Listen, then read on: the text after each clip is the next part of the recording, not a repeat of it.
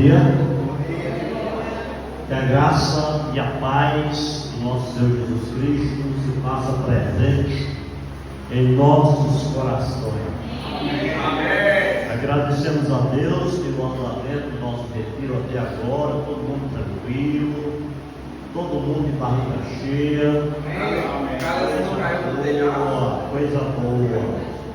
Perderam que não vieram. Mas é assim mesmo, é natural que isso aconteça. É interessante que o pastor Lucas, ele começou no início da primeira carta, e eu vou lá mais para o final. Eu fiquei com as 3 últimas cartas: a igreja de Sardes, Filadélfia e Laodiceia.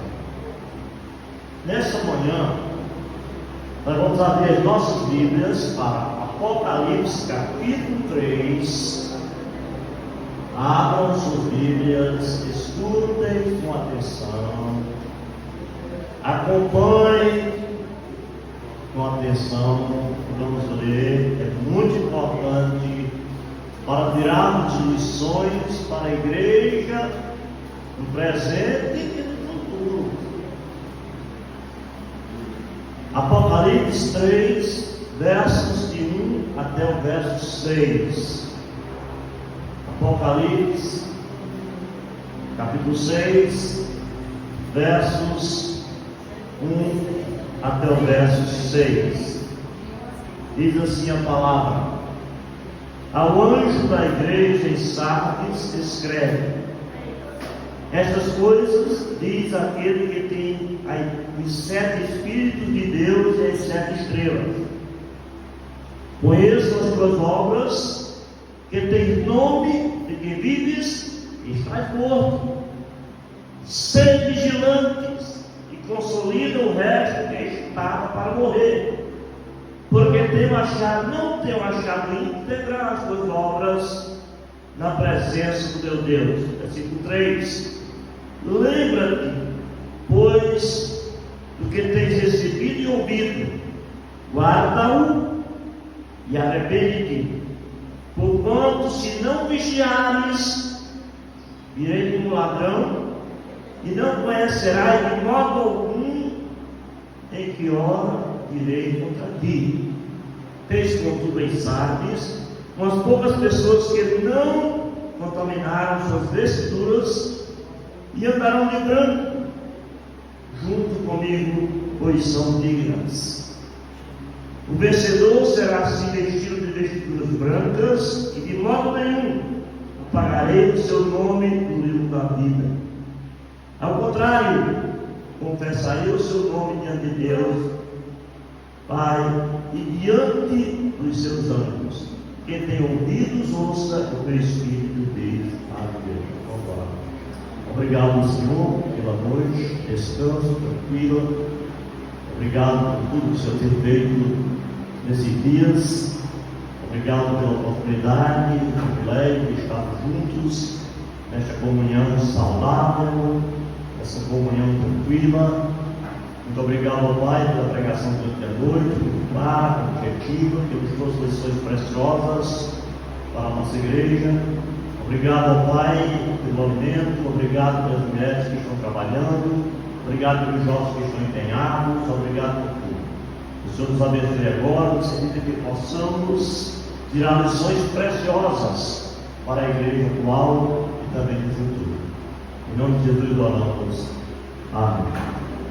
Amém? Amém. Nossa, o que é a necessidade de vigilância e arrependimento? Eu quero acrescentar um pouquinho, não só para o futuro, mas para o presente também, para o presente e para o futuro. A história da igreja de Sardes tem muito a ver com a cidade de Sardes. A cidade de Sardes era uma cidade muito importante, muito rica, e foi construída no século VII por um político, vamos chamar político, porque naturalmente ele era um rei, muito famoso, muito inteligente, chamado Creso. A cidade de Sardes era uma cidade que se considerava segura. Os seus habitantes não tinham medo de nada. Por quê? Porque ela era bem fortificada. Havia uma muralha ou muralhas seguras. E os seus habitantes não estavam nem aí. Isso me faz lembrar muitos crentes da atualidade. Estavam desatentos. Ninguém, nenhuma força militar seria capaz de romper aquelas muralhas. Pelo menos era o que eles pensavam. Então todo mundo estava ali, vivendo tranquilamente, sem nenhuma preocupação. Só que de repente, o rei da Pérsia, chamado Ciro, ele decidiu que ia entrar naquela cidade e ia destruir aquela cidade. Os historiadores dizem que durante 14 dias o rei ele ficou rodeando aquela cidade, buscando um meio de entrar e destruir aquela cidade. 14 dias, no final dos 14 dias, um soldado encontrou uma pequena brecha. E nas caladas da noite, ele entrou naquela cidade, abriu as portas da cidade e a cidade foi saqueada. Então eu aprendo aqui que nós que somos crentes temos que vigiar constantemente e de maneira incessante. Infelizmente nós temos observado nos últimos dias que muitas igrejas elas não estão vigiando, orando, não estão lendo a Bíblia e naturalmente achando que tudo está andando bem. Está tudo bem comigo. Depois de alguns anos, lá pelo ano 2018 a.C., um outro rei sanguinário, chamado Antíoco Epifânio, de novo penetrou naquela cidade e destruiu a cidade. Agora nós já temos uma cidade de aprendido muitas lições, principalmente aquela lição que eu considero fundamental, importante, que é a lição da vigilância contínua. Aquela vigilância que a gente deve ter para não permitir que o diabo penetre em nossas casas, destrua os nossos filhos, os nossos conceitos, os nossos costumes e valores. Mais tarde, um outro rei, chamado Alexandre o Grande, muitos aqui estudam história, devem lembrar desse imperador. Ele entrou de novo, e agora foi mais complicado ainda, porque Alexandre levou uma deusa para a cidade chamada Ciméria, e era considerada a padroeira da cidade. Então, de repente, a igreja que estava ali localizada, ela foi sendo influenciada, ela foi se adequando, ela foi assumindo os moldes de uma cidade pervertida, corrompida, idólatra. A igreja, na verdade, tinha uma aparência de piedade. As pessoas viam a igreja como uma igreja vibrante, uma igreja realmente que obedecia os padrões bíblicos, mas na verdade Jesus via uma igreja que estava completamente morta, e havia poucos naquela cidade, naquela igreja, que ainda conservavam os princípios bíblicos, amavam a Deus, serviam a Deus, oravam e faziam alguma coisa na obra de Deus. Na verdade, a igreja exteriorizava uma conduta de espiritualidade falsa. A igreja de Sardes era recheada de rituais, de cerimônias, de formalidades, festa por cima de festa, então não faltava nada. No entanto, a igreja, infelizmente a igreja, não estava vivendo nos moldes da palavra de Deus. Me lembrei de uma história de um determinado pastor, que no domingo, depois do culto, ele deu um anúncio inusitado para a igreja. Ele disse para aquela igreja: irmãos, no próximo domingo nós vamos sepultar essa igreja. O culto vai ser diferente. Teremos um culto fúnebre. Muitos irmãos que estavam faltando nos cultos ficaram curiosos. A notícia se espalhou e no domingo seguinte todos estavam reunidos. E quando aqueles irmãos adentraram no salão do culto, no auditório, eles viram um caixão, a urna funerária, bem na frente. Todos ficaram atônitos e perplexos e perguntavam: o que é que está acontecendo? O que é que o pastor vai fazer? Então o pastor pediu que todos os irmãos ficassem numa fila. Todos então obedeceram ao pastor e ficaram numa fila. Agora todos vão passar e vão visitar o morto. Então um a um foi chegando, e o pastor tinha colocado um espelho dentro do caixão. E todos os irmãos iam passando e olhando e viam que seu rosto refletido no espelho. E viam realmente que eles eram responsáveis pela morte da igreja, pela frieza, pela apatia, pela mornidão, pela falta de compromisso, de responsabilidade. A igreja já não era mais a mesma, já não vivia mais do mesmo jeito. Houve, na verdade, naquela igreja um grande reavivamento espiritual. Também não é brincadeira. Você olhar e ver o seu rosto e perceber que eu e você, que todos nós somos responsáveis pela morte. Como o pastor bem frisou ontem à noite, no primeiro sermão, quando falou sobre o quantitativo, mais ou menos assim, sobre as festividades das igrejas atuais, que criam determinadas estratégias, metodologias de culto, que sejam agradáveis, que possam chamar a atenção, que possam atrair as pessoas. Isso estava sendo muito comum na igreja.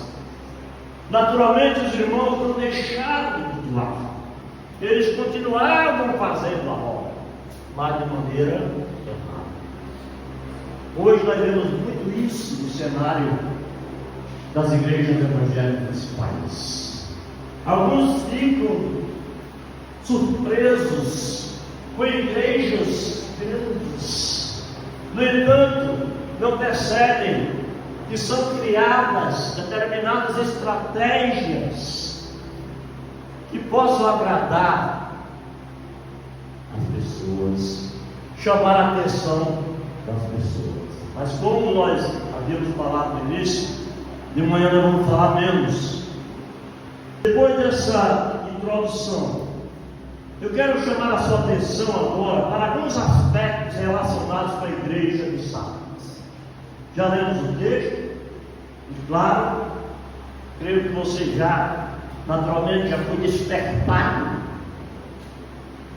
por esse texto, por essa igreja, mas eu quero trazer para você algumas lições concernentes a essa igreja, para que nós possamos ter um cuidado, para melhorarmos e muito, meu irmão. E é urgente, é inadiável, não podemos deixar para amanhã. A igreja, primeiramente, precisa de reavivamento espiritual quando ela está morta. A igreja de Sardes vivia de aparência, e nós sabemos que uma igreja que só vive de aparência, ela não se preocupa muito com aquilo que é fundamental para que a igreja cresça com maturidade, seja perseverante, paciente, longânima, que ela seja uma igreja realmente atuante, modelo, que ela possa ser uma igreja que viva nos moldes, não do mundo, mas da palavra. Já imaginou um momento como esse de carnaval que vai acontecer? Já imaginou a situação daqueles que estão hoje no meio de uma folia chamada carnaval? Imaginemos os prejuízos incalculáveis que o carnaval traz. Imaginemos o número de acidentes, de pessoas que penetram no mundo da devassidão, da imoralidade. Enfim, é um mundo de orgia, uma vida desregrada, é uma vida sem limite. O carnaval faz isso, torna as pessoas assim, totalmente loucas. Mas, queridos, o que faltava naquela igreja de Sardes é o que falta na igreja de hoje. Uma palavrinha que ele usa chamada integridade. Integridade. A igreja precisa de reavivamento quando ela está se contaminando com o mundo. E no versículo 4 fica bem claro quando ele diz: tens contudo em Sardes umas poucas pessoas que não contaminaram as suas vestiduras, não contaminaram as suas vestiduras. Para aqui nessa primeira parte de versículo. Por quê? Porque naquele tempo existiam fontes de contaminação que são diferentes de hoje. É preciso que entendamos que a gente tem que pensar na igreja no contexto de hoje. Sardes é apenas um modelo. A gente não vive na igreja de Sardes. Mas a igreja de Sardes, ela nos traz uma lembrança da necessidade de sermos diferentes, de termos um amor por Jesus diferente, de andarmos diferente. E hoje o mundo tem suas fontes de contaminação. Poderíamos até citar um aqui, que todo mundo está envolvido. Mas eu peço a todos vocês que estão envolvidos com a internet, que sejam cuidadosos para saber filtrar, receber aquilo que é útil. Temos que ter cuidado, porque a internet é uma fonte realmente de contaminação para o mal, de mentiras, de imoralidade, pecados em todos os níveis, em todos os sentidos. Não dá para medirmos o grau de pecaminosidade que essa internet está fazendo ao mundo.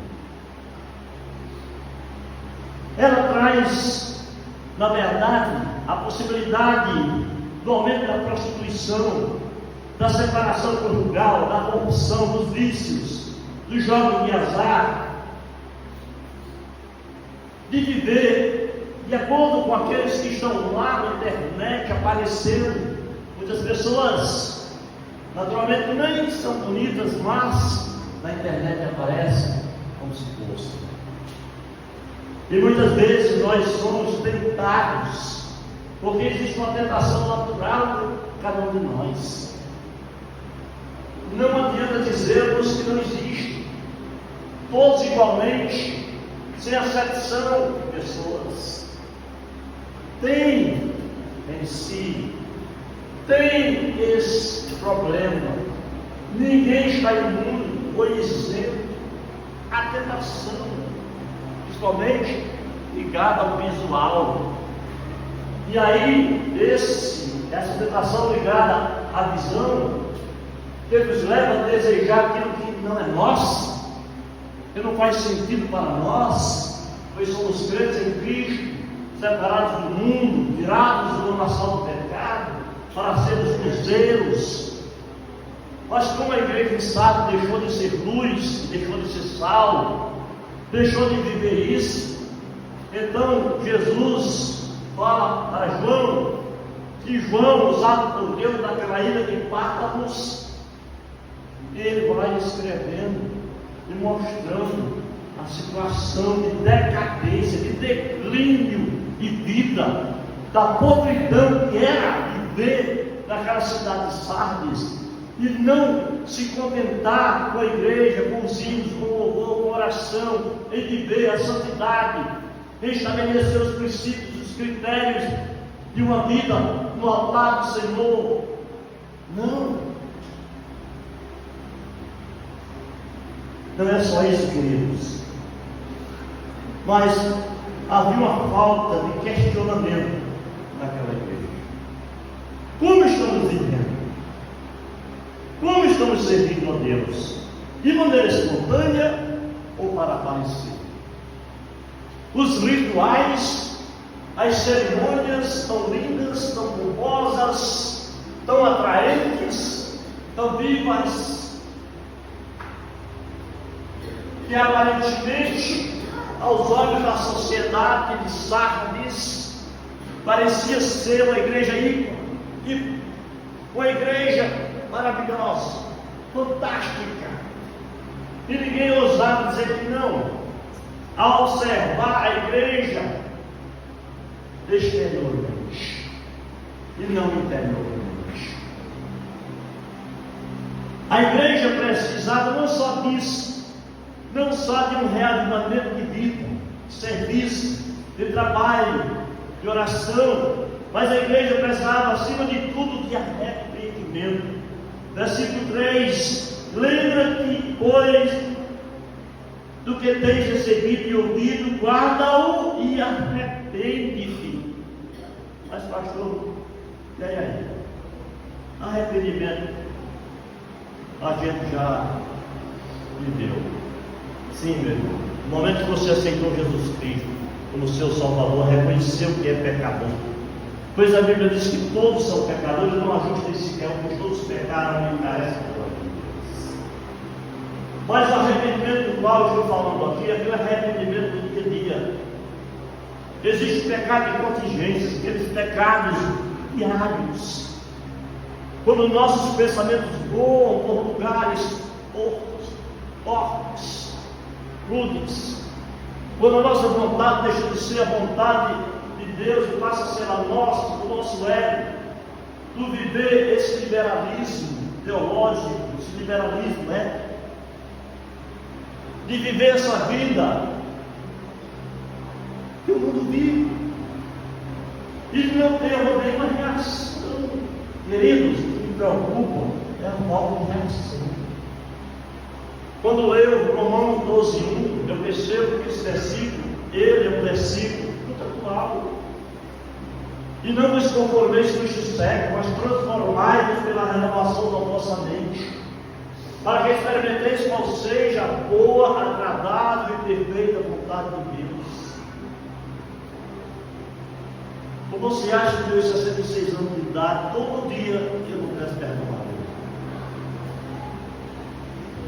Por atos, por palavras, por atitudes, por pensamentos, que na verdade não estão de acordo com a palavra de Deus, estão totalmente incompatíveis com aquilo que Deus quer. Quando você olha para uma igreja e acha, não, mas naquela igreja, se agora os crentes já são de Jesus, eles já aceitaram Jesus como Salvador, agora já não é mais natural que alguém cometa pecado. Não, o problema não é o cometimento de pecado, é a atitude para com esse cometimento. É a atitude que eu tenho em entender a gravidade desse pecado na minha vida.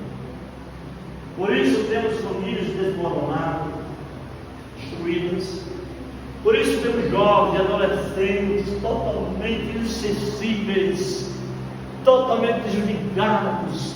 Eu vejo hoje, principalmente adolescentes, jovens, muitos deles assim, totalmente alheios. Muitas vezes você fala a parede, você quer falando com a parede desce. Ela não está nem aí de ouvir, está nem aí para te escutar. Está tudo bem, está tudo ótimo. Muitas vezes você vai admoestar alguém, você vai aconselhar alguém, E você tem todo o cuidado para não ferir esse alguém, porque essa pessoa é tão sensível para não ouvir os conselhos de um pastor que tem a obrigatoriedade ali de fazer isso. Então escute, não é por maldade, meu Deus. Eu não creio que um pastor comprometido, zeloso, que está na igreja trabalhando de maneira rápida, todos os dias servindo ao Senhor, que tem uma vida no altar, que foi chamado, que tem boa reputação, que tem caráter, que tem personalidade moldada na palavra. Eu não acredito que ele esteja querendo disciplinar alguém porque ele tem raiva com alguém, porque ele não gosta de alguém.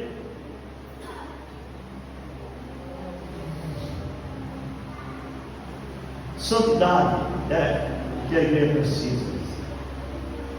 Eu quero que você abra sua Bíblia comigo. Estamos bem pertinho desse livro.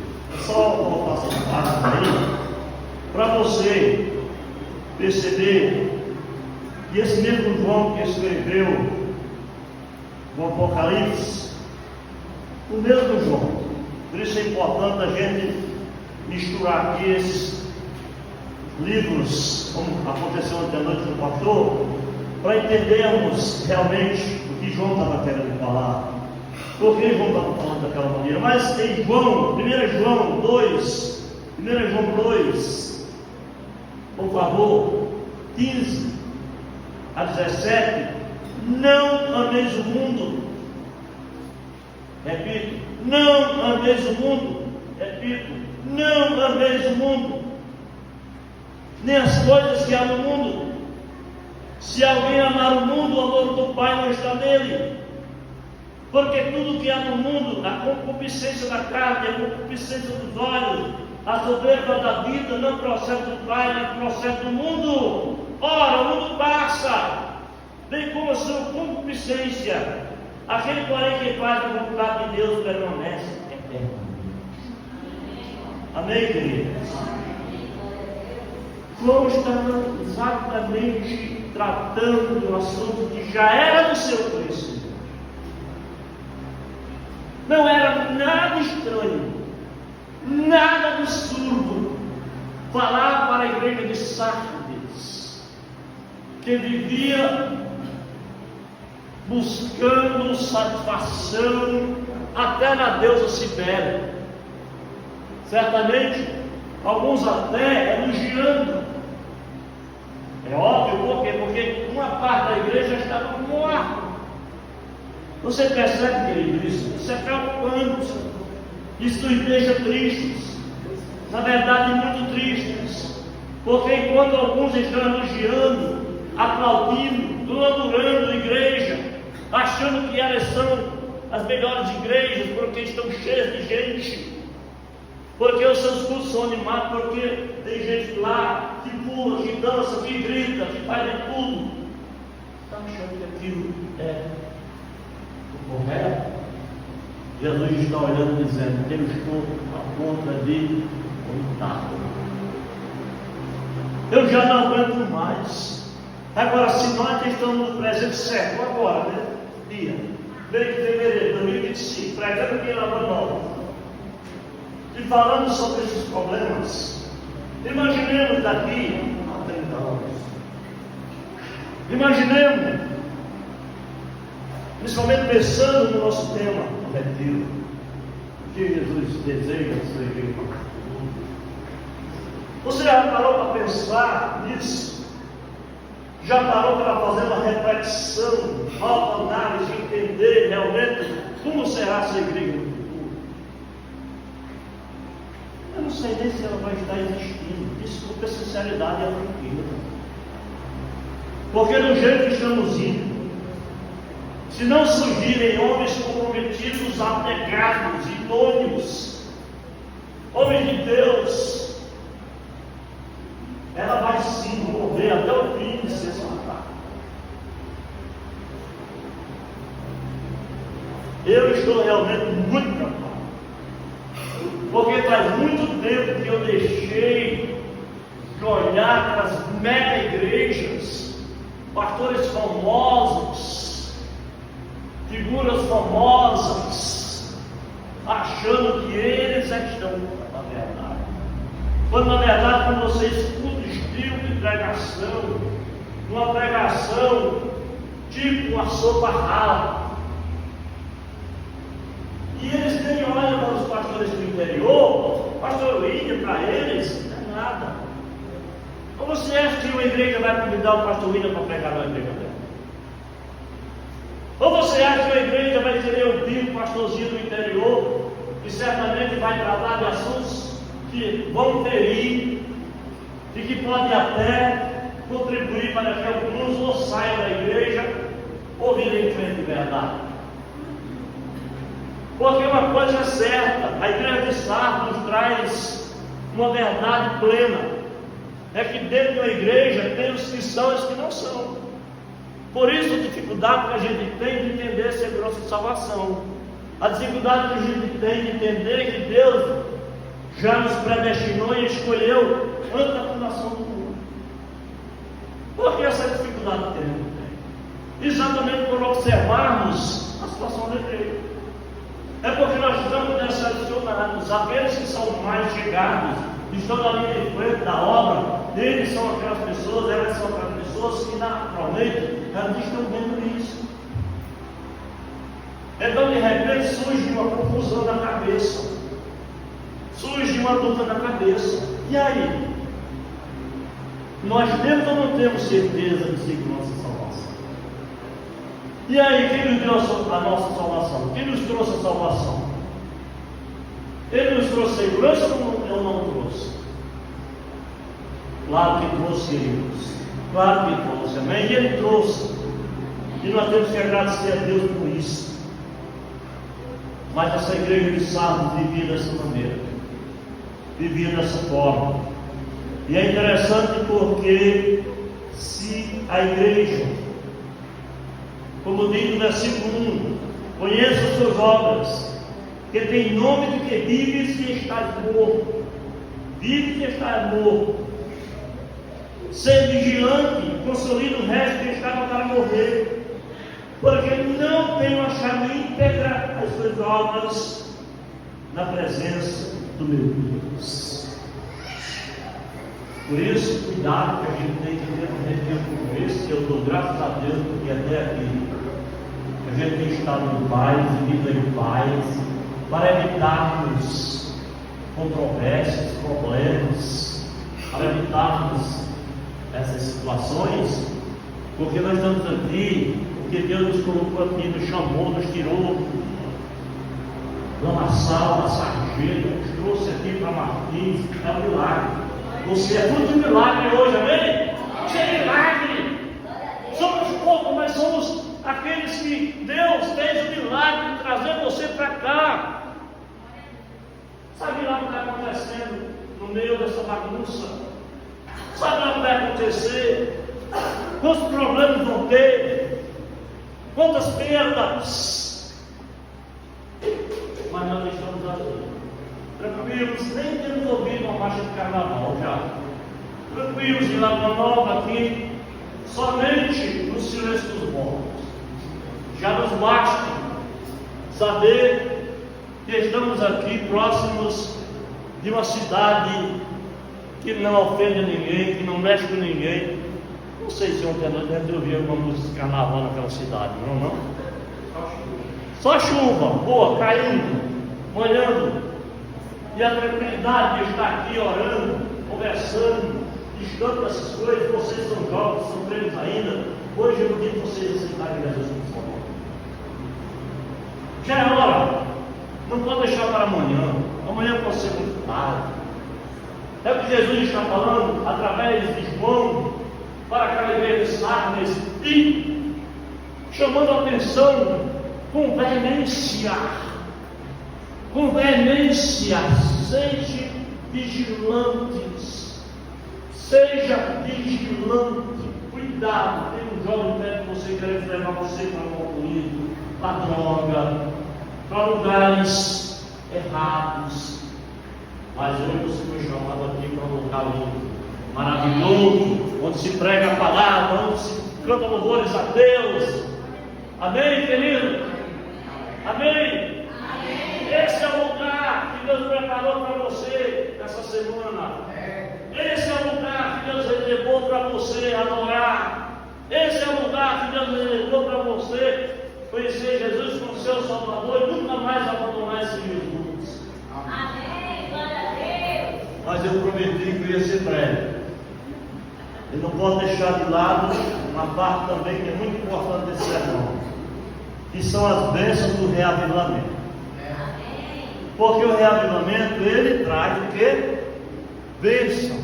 A pessoa no reavivamento, na sua vida, no seu lar, na sua casa. Primeiro, comece lá, a pensar no reavivamento, em relação à família, os filhos, a esposa, o cônjuge. Vamos lá pensar nisso. Se tem algum vício lá, deixa para lá, abandona. Não serve ao diabo, o diabo veio matar, roubar e destruir. Se você quer servir a Deus, então vem servir a Deus, vem servir de verdade, deixando o pado lá fora, deixando o pecado lá fora, vem com você. E um pensamento diferente. Agora vou servir meu Deus, agora vou estar diante do meu Deus, vou estar na casa do Senhor, vou fazer aquilo que Deus quer que eu faça. Então Deus está dizendo, sabe, através de João, sejam vigilantes.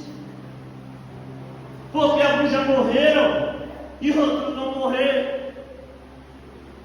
E só há um caminho seguro eficaz para arrependimento. Agora sim, se eu me arrepender verdadeiramente, de maneira genuína, sinceramente, Deus vai fazer a grande obra de transformação em sua vida, em sua casa, em sua igreja. Versículo 5. Quem diz, versículo 5: o vencedor será vestido de vestiduras brancas, e de modo nenhum apagarei o seu nome do livro da vida. Pelo contrário, confessarei o seu nome diante do meu Pai, diante dos anjos. Quem tem ouvido doce do Espírito diz às igrejas. Sabe o que significa essa analogia? Vestiduras brancas significa pureza. Significa pureza. Você sabe o que significa vestiduras brancas? Quando você aceita Jesus Cristo como Salvador, você tem, vou dar só um exemplo aqui, o guarda-roupa. Agora você chega no guarda-roupa, dá uma olhada no seu guarda-roupa, tudo roupas provavelmente, tudo roupas com o intuito de mostrar o corpinho, tudo roupas que realmente agradam o Senhor. Eu não sei se vocês lembram daquela história que eu contei há muito tempo. O pastor chegou quando terminou a noite da igreja e ele estava de paletó. E uma jovem muito bonita, ocupou o primeiro lugar, primeiro banco. E aí tudo que sai. E quanto mais que caia, eu não sei porque não caiu ainda, né? Senão não pode. E aí ela colocou uma perna em cima da outra.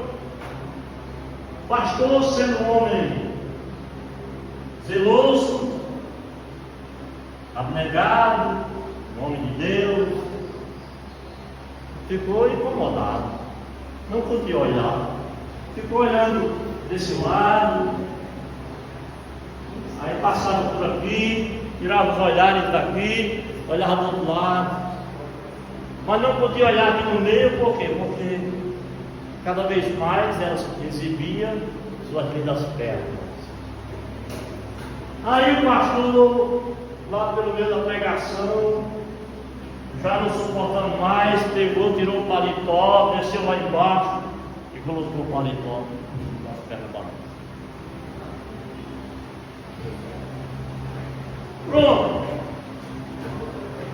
Pronto, resolveu. Apesar de nós sabermos que a atitude tem que ser corajosa. Tem que ser uma atitude corajosa. Mas eu imagino que ela deve ter aprendido a lição, porque lugar é lugar, santo, lugar. Eu digo santo no sentido de dizer que isso aqui é santo, mas no lugar de falar de Deus, de orar, de pregar, meu amigo. Agora, você tem que entender que Lá fora também você tem que ser exemplo, tem que ser modelo. Então as bênçãos estão aqui. Quais são as bênçãos? Como elas são vistas na palavra de Deus? Vamos falar sobre essas bênçãos. Ele diz o seguinte: que nós devemos nos vestir com vestiduras brancas, que é símbolo de pureza. Símbolo de pureza. É bem verdade que muitos irmãos daquela igreja tinham sujado os seus vestes, estavam vestidos com vestiduras sujas. Isso fala de conduta, de caráter. Mas agora vamos estar dizendo: olha, ao vencedor, aquele que não aderir a esse tipo de conduta mundana, que envergonha, que denigre a palavra, que destrói a nossa vida, a nossa reputação, aquele que não vive isso, mas vive pela palavra, que ama a palavra, que anda na palavra, que vive, que serve ao Senhor, que conhece com humanidade, com coração, esse sim, sim, esse nunca terá o seu nome apagado. De repente está falando, vai falar mais desse assunto que nós vamos escapular. Vai encontrar lá no Apocalipse de Deus. Mas a gente vai apenas trazer essa lição para vocês, para nós, para todos nós, porque é importante que tenhamos convicção da verdade. É importante que tenhamos convicção de tudo aquilo que Deus nos ensinou pela sua palavra, para andarmos em conformidade com a vontade do Senhor. Existe uma necessidade de reavivamento, você bem sabe disso, e nós que somos pastores, diáconos, pessoas da igreja que estão na minha frente, temos que cooperar continuamente para que este reavivamento aconteça. Que não seja somente de palavra, mas na prática, no dia a dia, no cotidiano, viver de maneira diferente, andar de maneira diferente. A nossa conversa, o nosso bate-papo, as nossas amizades, tudo tem que ser diferente. Tudo tem que ser diferente. Não estou sendo exigente, radical, não. Estou falando que eu falo, Deus fala. Paulo diz assim: se alguém está em Cristo, é nova criatura. As coisas velhas já passaram, eis que tudo se fizeram novo. É novo. Então Deus está falando com você nessa manhã. Está dizendo: fala seu coração. Vem para Jesus. Aceita Jesus. Reconheça que Jesus é seu Salvador. E Ele somente é capaz de fazer isso. Que Ele tem as credenciais para fazer. Jesus morreu por você, deu a sua vida por você. E se Ele deu a sua vida por você, agora compete com você, é você nessa manhã dizer a Jesus: Jesus, eu quero ser seu. Eu tenho algo no meu coração. A partir de hoje eu tenho que servir fielmente. Pastor, mas eu tenho um problema, eu tenho dificuldade. Meu Deus, qual é a dificuldade que Deus não pode resolver? Qual é o problema que Deus não pode resolver? Se você está colocando o seu coração à disposição do Senhor, colocando Jesus para morar no seu coração, qual é a dificuldade? Qual é o impossível para Ele? Nada, Ele vai resolver. Sim, agora, seja uma pessoa de oração. Leia a Bíblia, mande com o Senhor. Não tenha preguiça de fazer assim na casa do Senhor. Não tenha preguiça de cooperar. Coopera, faça o que for possível para que Deus possa abençoar a sua vida e a vida da sua família. Nessa manhã eu deixo para vocês essa mensagem de reavivamento espiritual. Assim como aconteceu, cidade de Sardes, não sei, mas na verdade, o que ficou bem claro no final de tudo é que a promessa é que Ele nunca vai apagar o nosso nome do livro. E aí, é pela graça inaudível do Senhor, é pela graça infinita de Deus que faz isso. Ele olha para você, o ver, né? Ação nenhuma, mérito nenhum, mas Ele tem todos esses méritos, porque Ele ganhou, conquistou na cruz do Calvário, morreu, deu sua vida, morreu por você, para que você tenha vida e vida com Deus. Que Deus abençoe essa palavra. E ela possa penetrar em nosso coração nessa manhã. Em nome de Jesus. Amém?